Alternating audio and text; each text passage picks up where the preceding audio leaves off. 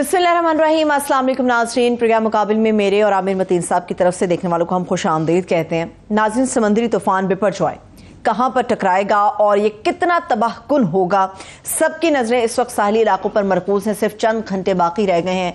India दिया जा रहा है कि आने वाली सुबह यानी कि 11 बजे के करीब ये खुश्की से टकरा जाएगा। इसके ऊपर हम बात करने जा रहे हैं, मगर इसके साथ साथ अरबों रुपए की टैक्स चोरी है पाकिस्तान में, सफेद हाथियों की शदीद भरमार है।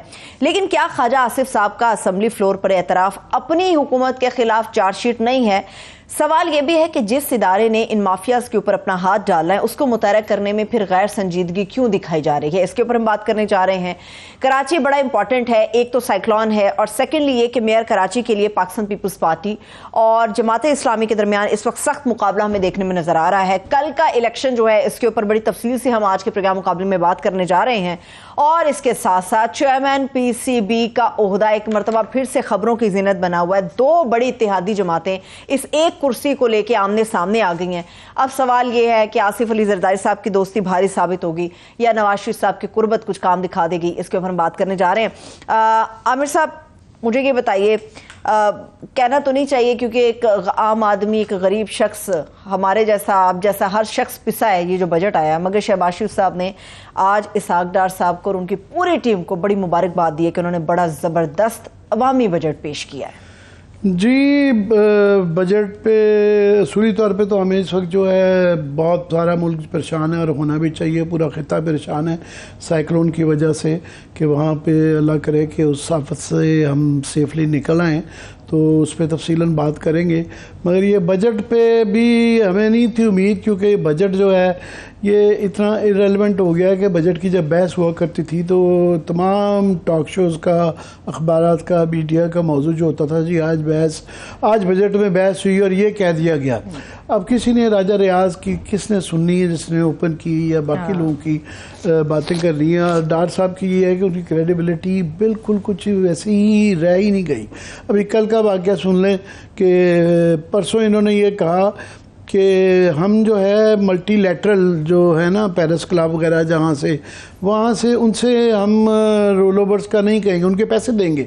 जो बायलैटरल हैं, जिस तरह 1 to 1 जो है, जिस तरह चीन के साथ पाकिस्तान है, उनसे हम बात करेंगे कि हमारा रोल ओवर कर दें, हमें और ताख़ीर कर दें पैसे देने में, हम इस साल नहीं अगले साल दे देंगे। थोड़ी लचक। स्टेट बैंक के गवर्नर ने कल कहा, उन्होंने कहा जी मुझे तो नहीं पता ये क्या कह दिया है। अब ये नहीं पता चलता है डार साहब के अपने स्टेट ऑफ गवर्नर, वैसे तो वो इंडिपेंडेंट हैं, मगर वो कह रहे हैं जी मुझे नहीं पता। और बताया ये जा रहा है कि 14 से 16 बिलियन डॉलर का गैप नज़र आ रहा है कि वो सारे रोल ओवर्स भी कर लें कि वो कहाँ से आने हैं, इसलिए बजट इम्पॉर्टेंट हो जाता है। तो उसमें आज इसलिए डिस्कस भी कर रहे हैं कि ख्वाजा आसिफ साहब ने आज बड़ा ही इनकलाबी तकरीर की है।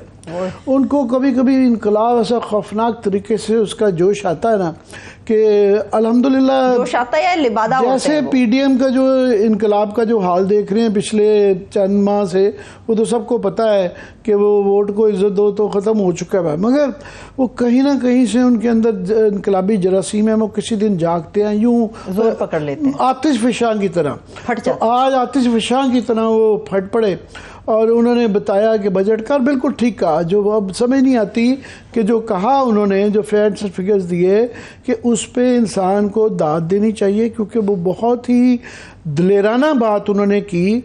और मगर ये भी समझ नहीं आती कि इस पे रोया जाए।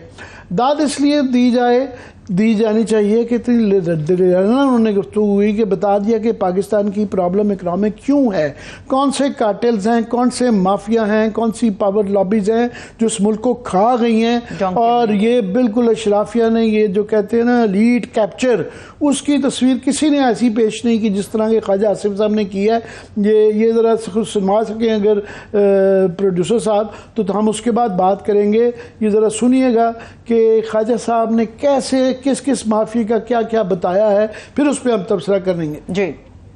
हजारों अरब रुपया जो है वो हमारे मुल्क में ऐसी ऑर्गेनाइजेशन को जिंदा रखने की कोशिश में सर्फ होता है जिनका जिंदा रहना जो है नामुमकिन है। जनाब वाला, ये मुल्क जो है इसका एक एक बाल जो है वो कर्जे में जकड़ा हुआ है। जो हमारी इनकम का सोर्स है वो हमारा मेनली टैक्स है। सर, रियल एस्टेट में 500 अरब रुपया जो है वो टैक्स नहीं दिया जाता। रियल एस्टेट में ऐसे ऐसे लोग हैं जिनका टेलीविजन के ऊपर नाम लेना जो है मना है। वो जो 190 मिलियन की डकैती है उसमें वो भी शामिल है। 500 अरब रुपया जो है ना, 500 अरब रुपया चोरी हो रहा है और लैंड वैल्यूएशन के मद के अंदर जो है ना वो ये सारा पैसा चोरी हो रहा है। उसके बाद टोबैको है, 240 अरब रुपया चोरी हो रहा है। दो कंपनीज जो दोनों फॉरेन कंपनीज हैं वो 99% टैक्स पे कर रही हैं और बाकी तमाम कंपनियां जो 40% हैं वो 1% टैक्स पे कर रही हैं और वो लोग हमारी पार्लियामेंट में पहुंच चुके हुए हैं। अनजाने में अपनी गवर्नमेंट को नहीं चार्जशीट कर गए? नहीं, इसमें और भी काफी उन्होंने जो है जामियात के वाइस चांसलर को कहा कि वो अरबपति बन गए हैं। फिर उसके बाद कोई ऑटोमोबाइल सेक्टर में कहा कि जी 50 अरब की चोरी हो रही है। रियल एस्टेट में 50 रुपए का टैक्स नहीं दिया जाता। ये सारे 2000 अरब का उन्होंने कहा जी ये खांचे मारे जाते हैं, फ्रॉड किया जाता है। बिल्कुल बहुत अच्छी बात की है, मगर उसमें काफ़ी सारे सवाल आते हैं। सबसे पहले तो ये है कि इसकी जिम्मेदारी जो है, इनका काम है, गवर्नमेंट का काम होता है, मसला होता है, मसले का हल निकालना। तो ये एक नया सिलसिला है। खायर साहब का एक ख़ास स्टाइल है कि ये गवर्नमेंट में होते हुए मसले की निशानदही करते हैं। तो इंसान ये पूछे कि जनाब ये जो कार्टेल्स, ये जो क्लेप्टोक्रेसी कहते हैं जिसमें एक महदूद तबका पूरी ताकत पकड़ लेता है, मुआशी भी और सियासी भी, तो ये जो क्लेप्टोक्रेसी है हमारी, इसका जिम्मेदार कौन है? ये 35 साल से, पिछले से कम 25 साल से ख्वाजा साहब के दोस्तों की या इनके बुज़ुर्गों की और इनके अब तो नेक्स्ट बच्चे आ गए हैं, उनकी हुकूमत रही है। तो ये लोग जो सारे लाए गए, जिनका ये सीमेंट के कार्टेल्स का जिक्र कर रहे हैं, तंबाकू का जिक्र कर रहे हैं, सरिये की बात की, सरिये की, ऑटोमोबाइल्स की, तंबाकू की फॉर एग्जांपल इन्होंने बात की। तंबाकू का ये जो कह रहे हैं इनके दाएं बाएं ही वो लोग बैठे हुए हैं, वो एक बहुत बड़ा ग्रुप है। ये जो सही कह रहे हैं कि 99% दो कंपनियां देती हैं, बाकी जो सिगरेट पता नहीं कितने अरब रुपए की, दो एक दफा कोशिश भी उन पर हाथ नहीं डाला जा सकता, क्योंकि उनका एक ग्रुप है, वो मर्दान ग्रुप कहलाता है और वो उसमें ज़्यादातर नून लीग के लोग हैं। इन्होंने टिकटें उनको दी। उसके बाद वो जो उस वक्त पीटीआई इंडिपेंडेंट के नाम पे नून लीग के काफ़ी सेनेटर्स लड़े थे, तो वो बाद में पीटीआई का साथ देने लग पड़े। दोबारा ये हुकूमत गिराने के लिए पूरा का पूरा टोबैको ग्रुप जो है वो इनकी हुकूमत में इस्तेमाल हुआ और इनकी हुकूमत का हिस्सा है, इनकी पार्टी का हिस्सा है। तो ये सबसे ज़्यादा, जिस तरह आपने अपने इब्तिदाइये में कहा, ये अपनी ही पार्टी पे, डार साहब पे और इस हुकूमत पे सबसे बड़ा इल्ज़ाम इन्होंने लगाया। तो क्यों नहीं कहते ये बजट जो डार साहब को, क्यों नहीं कहते ये प्राइम मिनिस्टर को कि तंबाकू के ऊपर ये टैक्स लगाएं? ये 2-3 दफ़ा कोशिश हो चुकी है, मगर वो इतना स्ट्रॉन्ग माफिया है कि वो हर दफ़ा अपने 2-4 सेनेटर, 2-4 MNAs और वहाँ पे केपी के अंदर MPAs लाते हैं। और ज़्यादातर मर्दान और ये स्वाबी का एरिया है, वहाँ पे ये तमाम वहाँ के MPAs हैं, उनके अरबों के स्टेक्स हैं, जाली वो सिगरेट की डब्बियाँ बनाते हैं और मार्केट में चलाते हैं। कोई सबको पता है, कोई उनको पकड़ने वाला नहीं है। फिर आप आ जाएं, उन्होंने जिक्र किया रियल एस्टेट का, बिल्कुल ठीक किया। 190 मिलियन पाउंड का जो उन्होंने कहा कि जी मलिक रियाज का कोई नाम भी नहीं लेता, तो ये अब तो केस भी हो चुका हुआ है उसके हवाले से। हमारा सिर्फ उस पर एक सवाल रहता है कि खुदा के लिए आप पहले तो वो 190 मिलियन जो हैं पाउंड, वो आप स्टेट बैंक को ट्रांसफर तो करें। जो आपने केस बना लिया कि गैर कानूनी पे दिए गए, तो क्यों नहीं देते? और जो आपके अपने मलिक रियाज से माजी में या हाल में तल्लुकात रहे हुए हैं, जो उनको जायदादें आप बेचते रहे हैं बड़े हाई वैल्यू के ऊपर, लंदन के अंदर हाइड पार्क जैसी, और या इत्तेफाक फाउंड्री की जिस तरीके से ज़मीन उनको बेची गई, तो वो बातें भी फिर पूरी करें ना, आधा सच ना बोले। उसके अलावा बात यह है कि उन्होंने जुडिशरी का बिल्कुल सही फरमाया कि ये 10-10, 15-15 साल से, क्योंकि ये तमाम इशराफिया इस क्रिप्टोक्रेसी है ना, ये इन्होंने जकड़ा हुआ है कि आप बिल्कुल अदालतों को ब्लेम कर सकते हैं, आप महंगे महंगे वकीलों को ब्लेम कर सकते हैं जो उन्होंने 10-10 साल से स्टे चल रहे हैं। बहुत बड़ा अदालतों का और हमारे जुडिशल सिस्टम का एक कसूर है कि वो मिले हुए हैं। मगर मैं अर्ज कर दूं जो सबसे ज़्यादा इन गवर्नमेंट के ऊपर वजह आती है वो आती है कि जी एक अदारा है कंपटीशन कमीशन ऑफ पाकिस्तान, वो उन्होंने इन कार्टेल्स के ऊपर पकड़ना होता है और उन्होंने पकड़ लिया है, चेक कर। हम इस पे काफ़ी प्रोग्राम कर चुके हुए हैं कि उनके अगर ये प्रोड्यूसर साहब एक कदा क्लिप पे ना दिखा सकें कि ये मेरे को 7-8 माह पुराना क्लिप है कि जिसके अंदर उनकी क्या परफॉर्मेंस है और ये इनकी गवर्नमेंट जो है शहबाज शरीफ की नहीं उसके ऊपर कोई अमल कर रही है और कैसे उन कार्टेल्स के खिलाफ एक्शन नहीं होने दे रहे। प्रोड्यूसर साहब अगर दिखा सकें आप उसको जी। पहले जो 2022 मार्च तक जो है ना उसके सिर्फ 2 मेंबर्स थे और कोरम होने के लिए कोई भी डिसीजन के लिए 3 का होना जरूरी है। अच्छा, अभी वहाँ सिर्फ 1 रह गई है चेयरपर्सन साहबा। तो आज जो है वहाँ पे एक कमेटी के अंदर जो है ना उनको पार्लियामेंट के अंदर बुलाया गया तो उनसे पूछा गया कि जनाब ये क्या हो रहा है वहाँ पे, तो क्यों नहीं फाइनेंस मिनिस्टर कि आप इनको क्यों नहीं बाकी मेंबर्स 4 दे रहे, इसको फाल क्यों नहीं बना रहे, क्योंकि ये सारा जो कॉर्पोरेट वर्ल्ड है ये फाइनेंस मिनिस्ट्री के थ्रू पॉलिसी स्टेट बैंक के थ्रू SROs ये सारा कुछ किया जाता है। तो वो वहाँ पे मैं आपको बता देता हूँ उसका जवाब के उनके पास आयमाशाएं कर रहे थे। इस वक्त सूरत हाल है कि क्या कार्टेल्स कौन ये तो आमिर साहब चंद महीने पहले आपको याद है कई साल पहले भी प्रोग्राम मुकाबिल हमारा ही प्रोग्राम इसके ऊपर कई बार आवाज उठाता ये एक सालों से सिलसिला है कि इस वक्त ये मुताबिकती कमीशन ने इन्होंने छापा मारना होता है जो ये मिलजुल के कार्टेलाइजेशन जिसे कहते हैं उसके कीमत को ऊंचा रखा जाता है। इन्होंने बड़ी मेहनत करके इस वक्त तकरीबन सूरत हाल ये है कि इन्होंने कोई 20 के करीब केसेस जो है ना कंक्लूड कर लिए हुए हैं। कंक्लूड जब कर लिया जाता है तफ्तीश तो उसके बाद शो कॉज नोटिस देते हैं या अदालतों के अंदर आप जाते हैं और तो वो 20 के करीब केसेस हैं। ये हैं डिसेप्टिव मार्केटिंग के जो है कि जनाब ये डिसेप्टिव नहीं ये हैं कार्टेलाइजेशन और ट्रेड के जहाँ पे कार्टेलाइजेशन हुई हुई है। 30 के करीब केसेस हैं डिसेप्टिव मार्केटिंग के आप झूठ बोल रहे हैं बना आप आइसक्रीम जो है नहीं है मगर आप आइसक्रीम के आगे बेच रहे हैं। तो 50 ये केसेस हैं जो कि तैयार कंक्लूड हो गए हुए हैं मगर उनको आगे नहीं ले जाया जा सकता। क्यों? उसके लिए एक ये इनके 5 मेंबर होने चाहिए, सिर्फ 1 रह गया है। पिछले 6-7 माह हो गए हैं कि ये उसके मेंबरशिप 3 कम से कम होने चाहिए, 2 मेंबर ही ये गवर्नमेंट नहीं अलाउ कर रही, फाइनेंस मिनिस्ट्री नहीं अलाउ कर रही क्योंकि फाइनेंस मिनिस्ट्रीज़ में ये जिन ख्वाजा साहब जिन सेक्टर्स का जिक्र कर रहे हैं जिस माफिया कार्टेल का जिक्र कर रहे हैं जिनके मेंबरान इनकी पार्टी का हिस्सा हैं और पार्लियामेंट का हिस्सा हैं गवर्नमेंट का हिस्सा हैं वो नहीं होने दे रहे। वो वहाँ पे बैठे हैं कि अगर आपने ये दिया तो उनके खिलाफ एक्शन हो जाएगा और उसके अंदर सुन लें कोई ऐसा सेक्टर है जो ना हो जिसके खिलाफ इंक्वायरी नहीं हो चुकी, साबित हो चुकी भी है उनकी तरफ से तफ्तीश कि जनाब ये शामिल हैं, ये मिल के आपस में गठजोड़ करके उसका पैसा कीमत ज़्यादा रखते हैं। इसके अंदर शीशे वाले हैं, ट्रैक्टर वाले हैं, दालें, दूध, तवानाई, पोल्ट्री, सीमेंट, खाद, उसके बाद जी रोड ट्रांसपोर्टेशन वाले हैं, एविएशन वाले हैं, मीडिया भी है, केबल, होम अप्लायंसेज, फिर steel, power sector, cinema industry, cooking oil, banking, petroleum, automobile, सारे ही सेक्टर हैं। ये अभी सीमेंट का एक बहुत बड़ा सेक्टर है। सीमेंट इसलिए भी इम्पोर्टेंट है कि सीमेंट के आगे तकरीबन कोई 40 के करीब जो है ना उसके इंडस्ट्रीज और हैं जो उसकी सीमेंट की वजह से कंस्ट्रक्शन के अंदर चलती हैं और ये मेजर सेक्टर है। पंजाब के अंदर जो है ना उसकी तफसील शुरू हो गई। सिंध हाई कोर्ट ने उसके ऊपर स्टे डाला है। 24 के करीब पेशियाँ हो चुकी हैं मगर वो हालांकि अवाम के मफाद में हैं। अदालतों को शर्म आनी चाहिए कि ये अवाम के मफाद के लिए वहाँ पे ये बैठे हुए हैं और 10-10 साल से ये वाले आटे वाले ये बैठे हुए हैं स्टे लेके और कोई ये जो सेक्टर्स हैं ये तमाम ही सेक्टर्स की कहानी है। This story of Pakistan.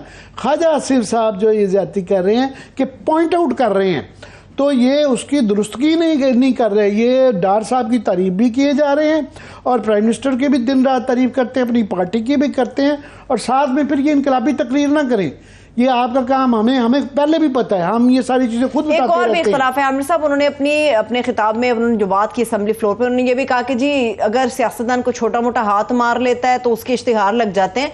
आप लोगों के बड़े इश्तिहार इसीलिए लगने चाहिए और हर सूरत लगने चाहिए कि आप वोट लेकर यहाँ पर आते हैं, आपका काम है लोगों को नुकेल डालना। आप लोग कहते हैं कि जी हम छोटा मोटा हाथ मार लेते हैं तो इश्तिहार लगा दिए जाते हैं। इनका जो छोटा मोटा काम तो वो जो है ना डायरेक्टली जिसमें पकड़े जाएंगे सारे माफियाज के पीछे, इन तमाम लोगों के एक एक का नाम लेना शुरू करें। मैं आपको कहूँ कि तो मैं हर कोई बच्चा नाम ले लेगा कि ये तंबाकू वाले कौन से वहाँ बैठे हुए हैं, सीमेंट वाले कौन से बैठे हुए हैं, कंस्ट्रक्शन वाले जो हैं, तमाम सेनेट की जो कम्युनिकेशन की जो कमेटी है उसके अंदर 80% अफराद हैं जो कि पाकिस्तान के सबसे बड़े ठेकेदार हैं। सो ये बिल्डर्स, ठेकेदार, ये सारे सेनेट में करोड़ों अरबों रुपए खर्च के जो है ना ये मेंबरशिप्स लेते हैं या पार्टीज को स्पॉन्सर करते हैं, फिर पॉलिसी अपने मुताबिक करते हैं। तो ये इस तरीके से इनकलाब जो जाली आता है उसकी वजह से आप देखें पाकिस्तान इस हाल पे पहुंचा हुआ है। बिल्कुल वो ठीक कह रहे हैं कि लेटेस्ट ये आपने सुन लिया होगा कि शेल की कंपनी वो अपने शेयर्स बेच के पाकिस्तान में जा रहे हैं क्योंकि डॉलर नहीं है, वो अपने प्रॉफिट नहीं लेके जा सकते। तमाम जो है फॉरेन कंपनीज हैं, फार्मास्यूटिकल्स में भी हैं, जितनी भी हैं वो यहाँ क्यों आती हैं? मुनाफेगिरी के लिए आती हैं कि उनको मुनाफा बख्श लगता है तो वो इन्वेस्टमेंट करती है ना। तो मुनाफा हम उनको लेके नहीं जाने दे रहे क्योंकि हमारे पास डॉलर नहीं है। तो ये सारी ये वन आफ्टर अनदर कुछ छोड़ चुकी हैं, कुछ जा रही हैं, कुछ चली जाएंगी। तो ये इनके ऊपर हाथ डालें ना, हमें बातें ना सुनाएं। थोड़ा सा उसके अंदर अपने जोश जज्बात में वो तमाम ही सारे वाइस चांसलरों को रगड़ गए। हो सकता है आई एम श्योर कुछ उसके अंदर वाइस चांसलर उन्होंने माफी मांगने का मुतालबा किया है, मगर सबको आपने कर दिया। उन्होंने पूरी मेरा लाइक उनकी काफी सारे वाइस चांसलर्स ने इकट्ठे मिलकर उस पर प्रोटेस्ट किया कि सारों को आप रगड़ा ना लगाएं। तो इसी तरह ही सारी इंडस्ट्री भी सारी खराब नहीं है, सारे सीमेंट वाले, सारे कारों वाले तो तकरीबन सारी वैसे इन्होंने कहा कि असेंबली में मेरे दाएं बाएं ये लोग मौजूद हैं, बिल्कुल नाम भी लेने चाहिए थे। अगर एक शख्स का नाम लिया तो उनके नाम भी लेने चाहिए थे। दिलेरा ना तो गुफ्तगू और खिताब तो आमिर साहब फिर ये होता है, ऐसी बातें तो कोई भी कर लेता है, ऐसा इनकलाब तो कोई भी कर लेता है। बात ये है कि हम इन सबको हमारे साथ जैसे ही मिडिल क्लास ये थे, हमारे सामने ही जावेद हाशमी साहब मोटरसाइकिल पे आए थे, लियाकत बलोच आए थे, खायद साहब का भी कोई हमारे जैसे ही हाल था, असफंदियार वली साहब का भी हमारे जैसा ही हाल था, फजलुर रहमान साहब जो है एक बस्ते के ऊपर जो है ना किसी से लिफ्ट करके टूटी फूटी गाड़ियों में आते थे। ये सारों का लाइफस्टाइल देख लें और इनके टैक्स देख लें तो ये पूरा निज़ाम ही इस तरीके का वो आ गया। अच्छा, मैं ब्रेक की तरफ चली जाऊँ। अभी ब्रेक पर जाने से पहले आपको बता दूं वो तरीन साहब की पार्टी को नोटिस आ गया है, आमिर साहब के नाम बदल लें। जाते जाते मैंने कहा जी वो बताया गया था कि एक और पार्टी उसी नाम से तकरीबन जंग के अंदर रजिस्टर्ड, वो कहते हैं हम तहरीक है मगर थोड़ा सा मिलता जुलता नाम है तो इसलिए नोटिस आया। अच्छा गलती हो गई ना, वो जो इस तरह की उनको चेक करना चाहिए था। इतनी जल्दी में जब काम किए जाते हैं, जब रातों रात पार्टियां बनाई जाती हैं तो इस तरह की गलती के इम्कान होते हैं। मुतवक्किल क्या हो सकता है? अभी ब्रेक पर जाने के लिए चलिए 1-2 मिनट में इतने सारे लोग टांगा इसका होना चाहिए किंग्स पार्टी जो कह रहे हैं ना, तो इसकी जो है कोई बना लेंगे घर का टांगा पार्टी। लेकिन किसी ने चिंची पार्टी की भी ऑप्शन सामने रखी है, उसमें अभी फिलहाल जो है समा सकते हैं। मैं गुजारिश करूंगा कि आपकी तजवीज ज्यादा नहीं है, मुझे मत फंसाएं, मेरी तजवीज नहीं है। ब्रेक लेके आते हैं, बड़ी संजीदा बात करेंगे जो कराची के जो तूफान के मतलब जो है वो बड़ा ही सीरियस मसला है। ब्रेक के बाद मेरा तूफान पे ब्रेक से बात करेंगे। अभी ब्रेक पर जाने से पहले कराची के इलेक्शन पे बात कर लेते हैं। अभी ब्रेक के लिए मुझे कहा जा रहा है कि 1-2 मिनट के लिए कुछ आप डिले रखें, कुछ मामला है वो दुरुस्त हो रहे हैं। अभी फिर कराची इलेक्शन के ऊपर बात करें। आमिर साहब, एक तरफ तूफान का खतरा है और आने वाले चंद घंटों में तूफान भी टकराएगा और 2 जमातें भी आपस में टकराएंगी, लेकिन ये टकराएंगी कि नहीं टकराएंगी, इलेक्शन होगा नहीं होगा, मुझे तो बड़ा डूबियस सा लग रहा है। तो इस वक्त सारे कराची सिंध को जो है तूफान के ऊपर जो है फिक्रमंद होना चाहिए, मगर वहाँ पे सियासी जो लड़ाई चल रही है, सियासी जंग लड़ रही है और वो बड़ी अनफेयरली चल रही है, उसके ऊपर नजरें मरकूज हैं।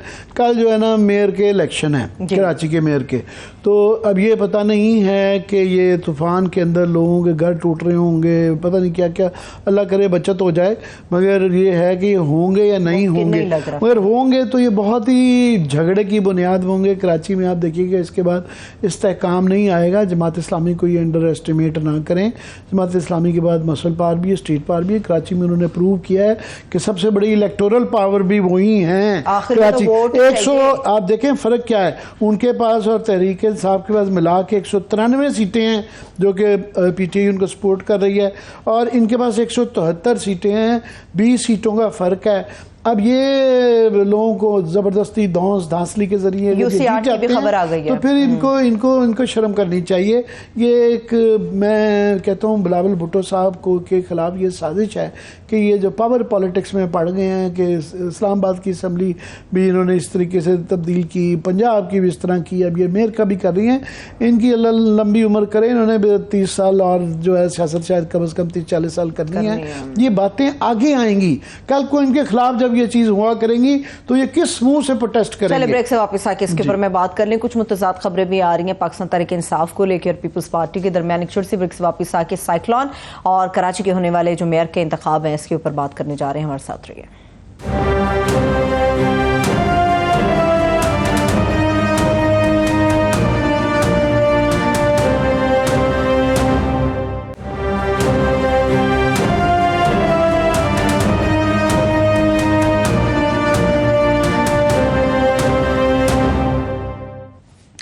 के बाद एक बार फिर से आपको प्रोग्राम मुकाबिल के अंदर हम खुशामदीद कहेंगे। कराची के अंदर एक तो साइक्लोन का मामला है, दूसरा मेयर कराची का मामला है। इसके ऊपर बात करने के लिए सीनियर सहाफ़ी फैजुल्लाह खान साहब ने हमें ज्वाइन किया। बहुत शुक्रिया फैज साहब, थैंक यू सो मच हमें वक्त देने के लिए। मेयर कराची के हवाले से आमिर साहब हम बात कर रहे थे, मैं चाह रही थी कि आप इससे बात आगे बढ़ाएं, फिर साइक्लोन पे चलते हैं। हम पहले ये ज्यादा अहम इशू तो वहाँ पे जाहिर है साइक्लोन का है, भाई जो सियासी साइक्लोन भी वहाँ चल रहा है।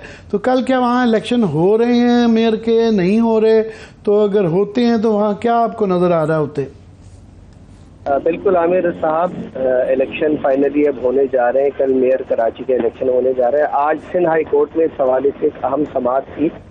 जमात इस्लामी के मेयर के उम्मीदवार हाफिज नईमुर रहमान ने सिंध हाई कोर्ट में दरख्वास्त दायर की है। उनका ये कहना है कि गैर मुंतखब फर्द को जो मेयर बनाया जा रहा है उसको रोका जाए। जो असम्बली में एक तरमीम की गई थी उसके खिलाफ हो गए थे, लेकिन आज अदालत ने उनकी दरख्वास्त पे हुक्म इम्तना जारी नहीं किया, बल्कि दरख्वास्त की समाअत 22 तारीख तक मुलतवी करते हुए कहा है कि अगर अदालत का फैसला इसके खिलाफ आता है तो उस सूरत में फिर ये जो मेयर का इंतखाब है ये दोबारा भी हो सकता है। लेकिन अब तक की सूरत हाल ये है कि उनको ये कहा है कि कानून के मुताबिक इलेक्शन कमीशन इसका इंतखाब कराए। तो अब कल 10:30 बजे का वक्त रखा गया है। आर्ट काउंसिल ऑफ पाकिस्तान में ये इलेक्शन होगा और इसके लिए 10:30 बजे का वक्त रखा गया है, जहाँ पर पाकिस्तान तहरीक इंसाफ, जमात इस्लामी, पीपल्स पार्टी, मुस्लिम लीग, JUI और TLP के कामयाब नुमाइंदे पहुंचेंगे। हलफ बर्दारी की तकरीब तो हो चुकी है इनकी और अब जो है फाइनली ये वोट होने जा रहा है कि कौन मेयर बनेगा कराची का। तो कौन बनेगा वहाँ? जो ये हम हाफिज नईम साहब की ये सुन रहे हैं, जिस तरह की वो स्टोरियाँ सुना रहे हैं, जिस तरह की खबरें आ रही हैं कि लोग उठाए जा रहे हैं, पकड़े जा रहे हैं। UC8 की ताज़ा मिसाल, UC8 की ये कह रही है ताज़ा मिसाल है, कुछ पता चल रहा है DHA में पकड़े हुए हैं, साइक्लोन में ही ना बेचारे मारे जाएं कि वो है। तो कल क्या होने जा रहा है आपके ख्याल में अगर इलेक्शन होते हैं? कुछ जो मनाजिर यहाँ DHA में हमें उसी तरह के नजर आए जैसा कि सिंध हाउस इस्लामाबाद के थे। PTI के जो कामयाब उम्मीदवार हैं वो वहाँ पर मौजूद हैं, फॉरवर्ड ब्लॉक की शक्ल में मौजूद हैं या किसी और वजह से भी। और इससे बड़ी दिलचस्प सूरत हाल रही। PTI के एक चेयरमैन ने पहले वहाँ से स्टेटमेंट दिया कि वो पार्टी इख्तिलाफात की बुनियाद पर अब हाफिज नईमुर रहमान को वोट नहीं देंगे। उसके बाद गुज़िश्ता रोज़ उन्हीं का एक और बयान सामने आया जो उन्होंने लापता होने से पहले अपने भाई को दिया था और उनके पास रिकॉर्ड कराया था। उसके बाद उस बयान के ज़रिए उन्होंने कहा कि वो के कहने पर ही हाफिज नईमुर रहमान को वोट देंगे। और उसके बाद सूरत हाल ये हुई कि थोड़ी देर के बाद उनका तीसरा एक और बयान आ गया। उनका ये कहना था कि वो अपने साथियों के साथ हैं और अपने ज़मीर के मुताबिक फैसला करेंगे। जो उनके साथियों ने फैसला किया है उसके मुताबिक वो किसी को वोट नहीं देंगे, बल्कि वो इस इलेक्शन में गैर जानिबदार रहेंगे। तो इसके बाद अब सूरत हाल कुछ ऐसी हो गई है कि मेयर के इलेक्शन में ज़्यादा इम्कान अब ये दिखाई दे रहा है, अगर PTI के वो कामयाब उम्मीदवार हिस्सा नहीं लेते तो मुर्तज़ा वहाब इसमें जीत जाएंगे, क्योंकि अगर मुर्तज़ा वहाब के लिए हमें बताया जा रहा है क्योंकि वो इलेक्टेड नुमाइंदे नहीं है, उनके लिए स्पेशल कानून बनाया जा रहा है ताकि वो बन सकें।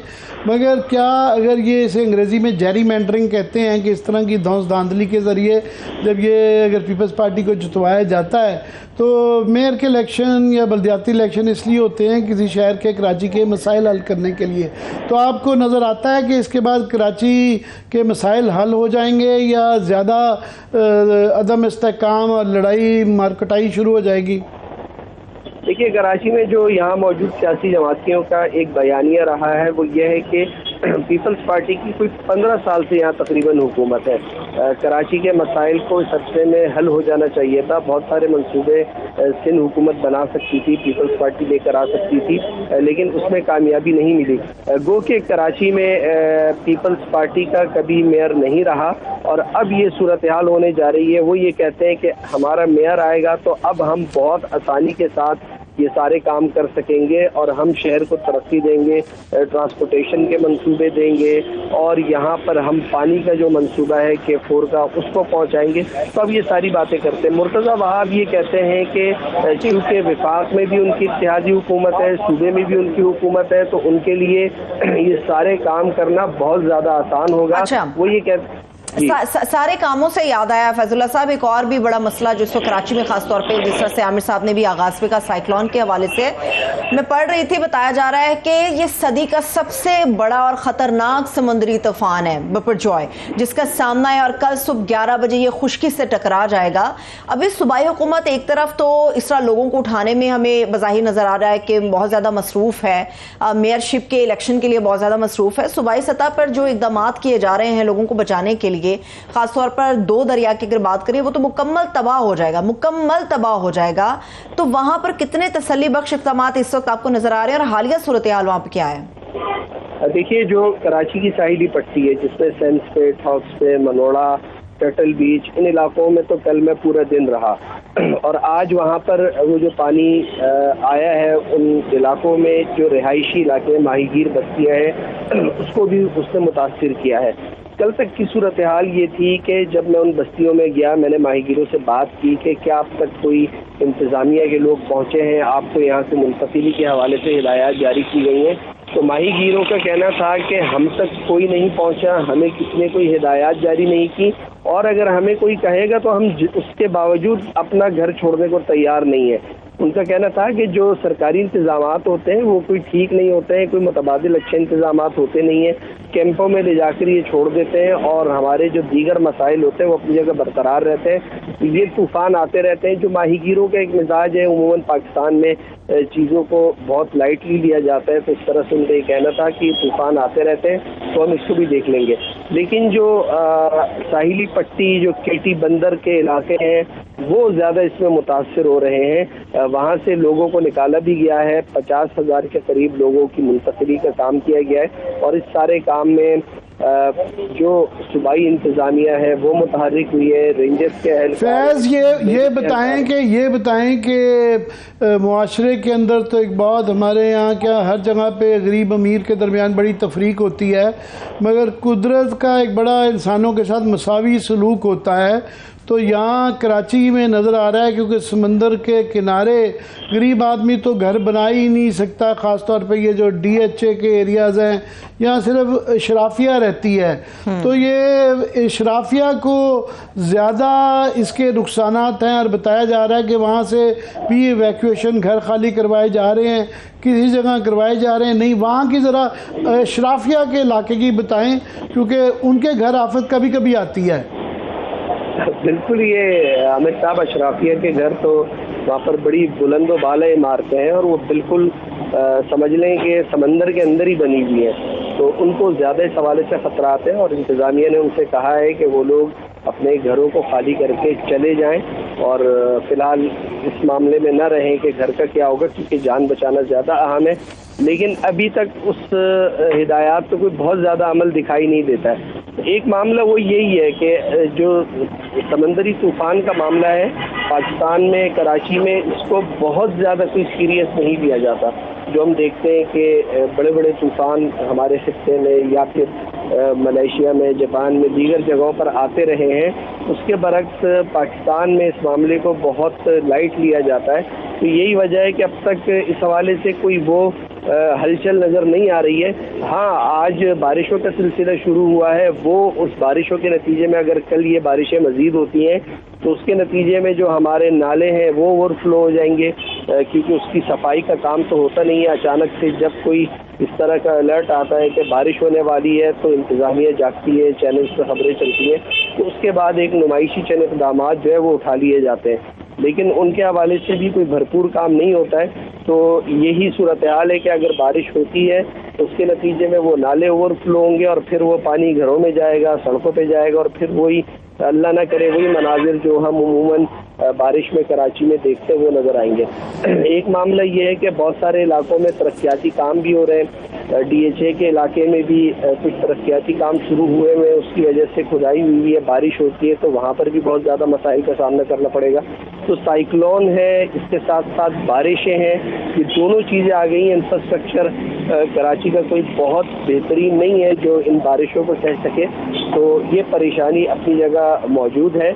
और इस बार चूँकि साइक्लोन की वजह से अशराफिया जिसका आपने जिक्र किया उनके लिए भी मसाइल हैं, और जो माहीगीर है वो तो रहते भी हैं और वो तो कहते हैं हमारे लिए तो कोई मसला नहीं है, हम तूफानों का सामना करते आए हैं, ये हमारी ज़िंदगी का हिस्सा है। तो माहीगीर तो रह रहे हैं वहाँ पर। ये जो जिन इलाकों का मैं गया, सेंस पे, हॉक्स पे, मनोड़ा बीच, माहीगीरों की सही कह रहे हैं, समझ भी आती है कि एक तो उन बेचारों के पास छोटी सी झोंपड़ी होती है, इतने एहसासे होते ही नहीं है कि वो, हाँ उनके मवेशियों पे, हमारी अक्सर इंसानी जानों पे ज़्यादा तवज्जो रहती है, मवेशियों पे कम होती है। हमने देखा सैलाब में लाखों मवेशी मारे गए, उनकी कोई हमें फिक्र नहीं थी। मगर ये चूँकि अमीर इलाके कराची के DHA की तरह ये समंदर को काट के क्योंकि बनाए गए, इसलिए इनको ज़्यादा ख़तरा है वहाँ पे कि ये पानी में आएंगे।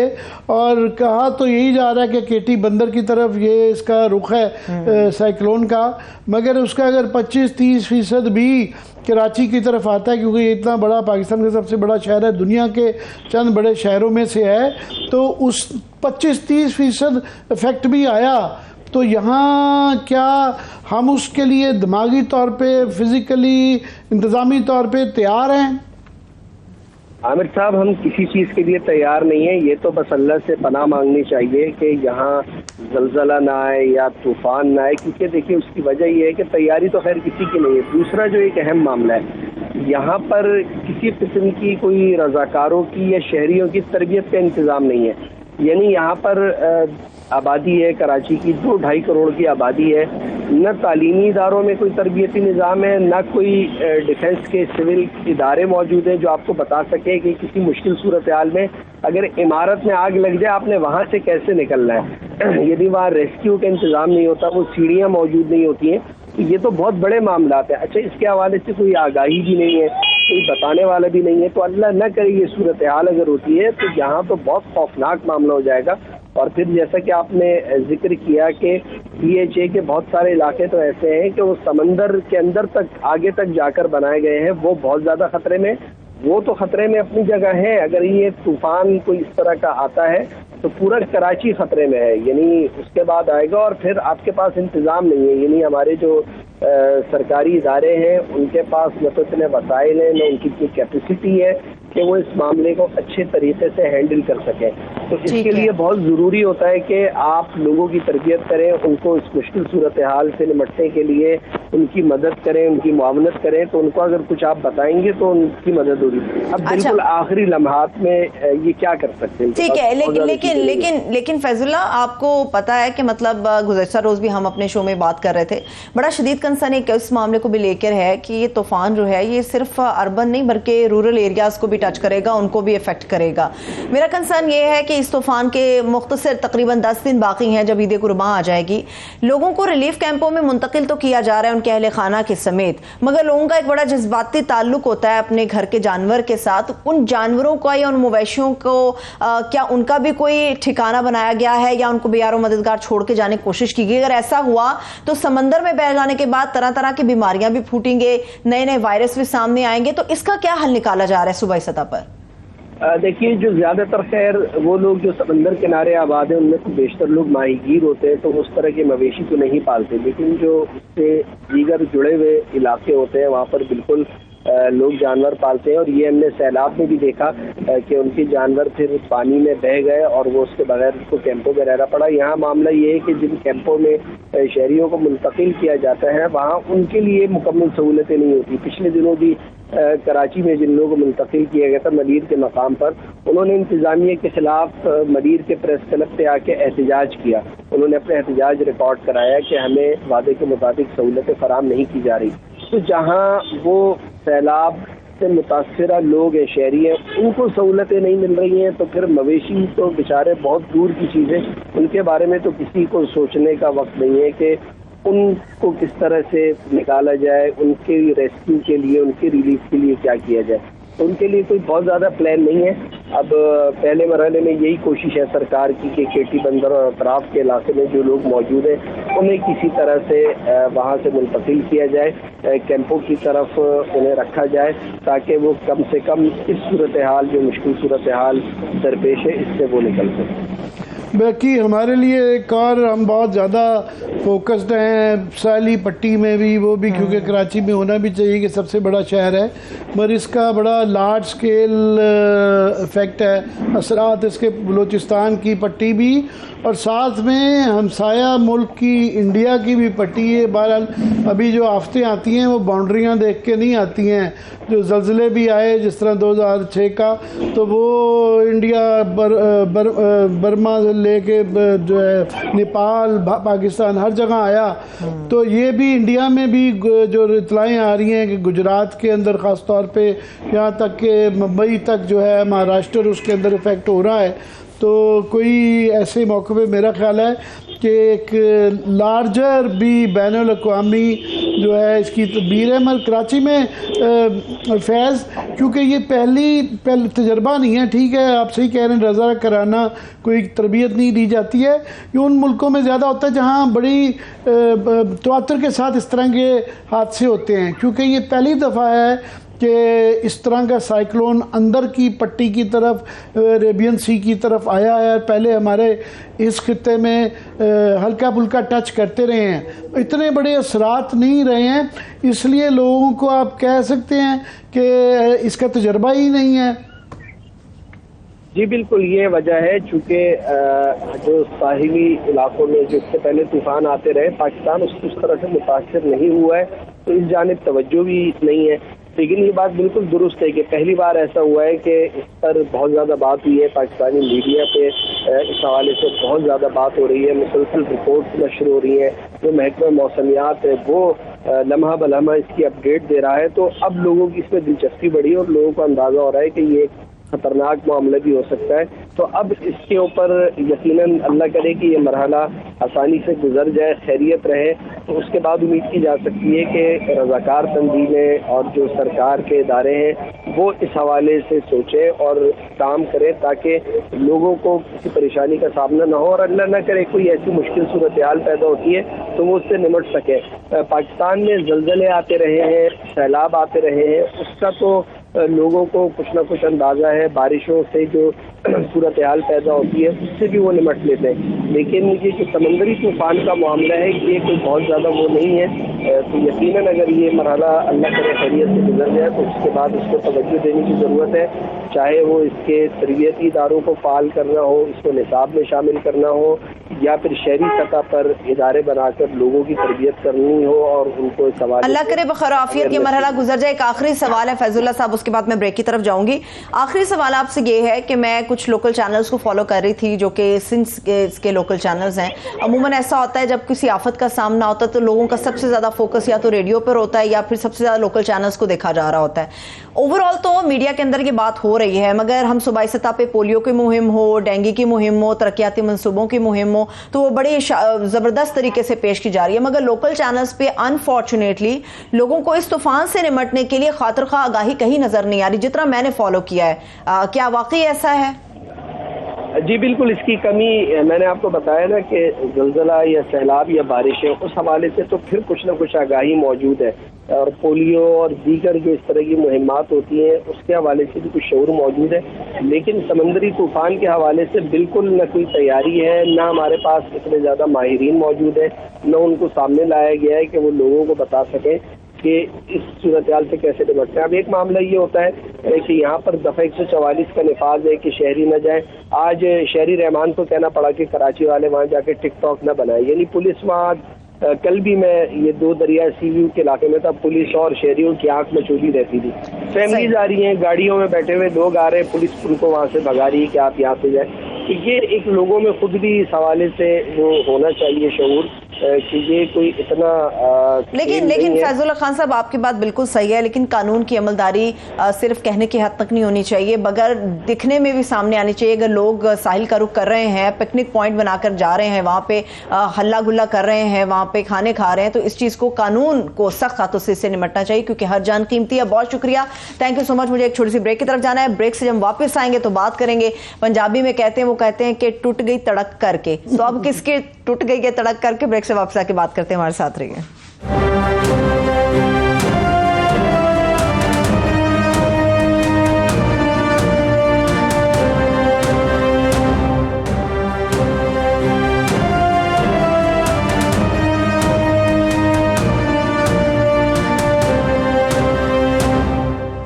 ब्रेक के बाद एक बार फिर से प्रोग्राम में हम आपको खुश आमदेद कहेंगे। आमिर साहब, टीजर मैं छोड़ गई थी, अब आप मुझे क्लियर करेंगे वाकई टूट गई है या अभी कुछ बाकी है? वो पूरा सुनाए ना, लाई बेकदरा नाल यारी ते टूट गई तड़क। इन दोनों में बेकदरा कौन था? बेकदरा कि ये लड़ाई इसलिए है कि ये देखें, ये एक गैर, इसे कहते हैं स्ट्रेंज बेड फेलोज, कि आप इकट्ठे करके जब इस तरह का एक हर किस्म का आपने भानुमती का कुंभा इकट्ठा किया हो, तो ये जो पीडीएम है ये एक पीसीबी चेयरमैन के ऊपर डिसाइड नहीं कर पा रही, और इस वक्त 2 मुतहारब ग्रुपों में बन गई, और बताया जा रहा है कि लड़ाई बड़ी सीरियस हो गई है, कि उस हद तक चली गई है। पीपल्स पार्टी ने कहा है कि यहाँ पे तड़क करके भी हो सकता है अगर ये, क्योंकि फैसला क्या हुआ था, फैसला ये हुआ था कि जिन जिन की जो मिनिस्ट्रियाँ हैं वो उसके ज़ाहिर है फैसले भी वो करेंगे। तो ये स्पोर्ट्स की मिनिस्ट्री जो एहसान मिज़ारी साहब हैं, पीपल्स पार्टी के हैं, उनके पास है, कश्मीर से एमएनए हैं, ये उनके पास है, और उसका उस मिनिस्ट्री का स्पोर्ट्स के अंदर जो है ना, जूल इन द क्राउन जिसको कहते हैं ना, वो जो सबसे इम्पॉर्टेंट इदारा है वो पीसीबी है। अब वहाँ पे नून लीग ने अपने फेवरेट नजम सेठी साहब, वो जो पीसीबी की जान ही नहीं छोड़ते, कि उसमें आप देखें हर दफ़ा पीसीबी जाते हैं, पीसीबी में क्या है, लोग ये पूछते हैं कि यार वाई पीसीबी, इन साहब ने कभी ज़िंदगी में बल्ला नहीं उठाया, तो वो कह रहे हैं ना, पीसीबी एक जिस तरह पीआईए है, ये एक बहुत बड़ा जहाज़ है, इसके अंदर स्टेक्स हैं, टूर्स हैं, पैसे हैं, और इनके ऊपर काफ़ी सारे मसाइल भी हैं, सवालात भी हैं। फॉर एग्ज़ाम्पल हम खुद ये बात करते रहे हैं कि टीवी राइट्स के बड़े इश्यूज हैं कि किस तरह किसको दिया गया, फिर हम खुद प्रोग्राम कई करते रहे हैं। क्रिप्टो करेंसी जो है वहाँ पे पीसीबी खुद अलाउ करती रही है, स्टेट बैंक कह रही है कि हमने इजाज़त नहीं दी हुई है, वो तो नैब का केस है, सीधा सीधा नैब का केस है। फिर जुए की कंपनियों के इश्तिहार पीसीबी जो है ना स्पॉन्सर कर रही है, और वो खुद के चलती नहीं है, और कोई वहाँ पे प्रोग्राम नहीं है। दूसरा एक इशू बहुत बड़ा ये आ गया है कि आगे 2 बहुत बड़े क्रिकेट के इवेंट आ रहे हैं। एक आ रहा है एशिया कप, जिसमें हमने फैसला करना है कि वो, क्योंकि भारत में हो रहा है और अभी तक हमने ये हल्की सी धमकी नजम सेठी साहब ने दी हुई है कि शायद हम बाइकआउट कर देंगे, मगर ये एक बहुत बड़ा फैसला है जो कि कर रहे हैं कि आपने भारत में जाना है, नहीं होना, दुबई में होगा, क्या फ़ैसला हो पाता है, श्रीलंका के अंदर होगा, तो ये एक बहुत बड़ा फ़ैसला है जो डिसाइड करना है। और दूसरा एक बहुत बड़ा जो इशू है, वर्ल्ड कप आ रहा है, चंद हफ्तों में वर्ल्ड कप आ जाएगा, तो वर्ल्ड कप के लिए बजाय इसके कि क्रिकेट का फोकस पीसीबी का उस तरफ हो कि बच्चों की तरबियत कैसे करनी है, टीम कैसे बननी है, वो ब्ला ब्ला ब्ला, तो वहाँ पे जो है ना लड़ाई मार पिटाई चली, तलवारें निकली हैं, जो आप कह रही है ना कड़क करके वाला वो हुआ है। लड़ाई वाकई बहुत सीरियस हो गई भी है, क्योंकि पीपल्स पार्टी तक बैकआउट नहीं कर रही है। पीपल्स पार्टी के कैंडिडेट जो हैं ज़का अशरफ साहब हैं, उनका भी क्रिकेट का थोड़ा तजर्बा है उनका, मगर वो पहले रहे हुए भी हैं, पर उनके ऊपर कोई सवालात नहीं है रिलेटिवली। मैं ये नहीं कहूँगा कि मेरे नजम सेठी का मैं नाक़िद रहता हूँ, एक ज़माने में हमारे बड़े दोस्त रहे हुए हैं, पर ये जब से इन्होंने मेरे ख्याल अपनी इज़्ज़त गवाई है कि आपके टेकर गवर्नमेंट बन के आप ये जब आप लेते हैं, छोड़ दें पंक्चरों शक्करों के इल्ज़ामात जो भी छोड़ दें, तो जब आप ये बनते हैं जिस तरह के रफ़ीक तारड़ साहब जो हैं, आप 1993 में आप फैसला देते हैं उनके हक़ में नवाज शरीफ के, और उसके बाद फिर आप उसके अंदर सेनेटर बन जाते हैं, सदर बन जाते हैं। तो इसी तरह ही इनका जब आप उनके केयर टेकर निगरान गवर्नमेंट होती है और उसके बाद उस गवर्नमेंट को ज्वाइन कर लेते हैं, इसी तरह मुसद्दिक मलिक साहब वो भी केयर टेकर आए थे, मिनिस्टर बने थे फेडरल गवर्नमेंट में, वो भी गवर्नमेंट ज्वाइन कर लेते, तो फिर जब इस तरह का आप इखलाकी तौर पे काम करें तो फिर शक ज़रूर रहता है। ठीक है, अदालतों में ये चीज़ें नहीं प्रूव हो सकी, मगर ये है कि कोई ना कोई वजह तो है। और वाई जस्ट पीसीबी में ही आपका क्या शौक है, और वो भी ऑडिट रिपोर्ट्स भी देते, वो हम वो छापते रहे हैं ऑडिट रिपोर्ट्स के किस तरीके से यही अकेले नहीं, और भी बाकी किसी के काम किसी का ज़्यादा। शहरयार साहब फॉर एग्जांपल, उनकी बड़ी मैं इज़्ज़त करता था, बहुत बड़े सफारतकार थे, उन्होंने मिस यूज़ ऑफ फंड्स बेताशा किया हुआ। आज ही मुझे कोई बता रहा था, तो उनसे पूछा गया, कुछ तो काफ़ी करोड़ों का मसला था, पता नहीं 20, 25, 30, 40 करोड़, तो उन्होंने कहा मुझे याद नहीं है, पता नहीं किधर खर्च हो गए।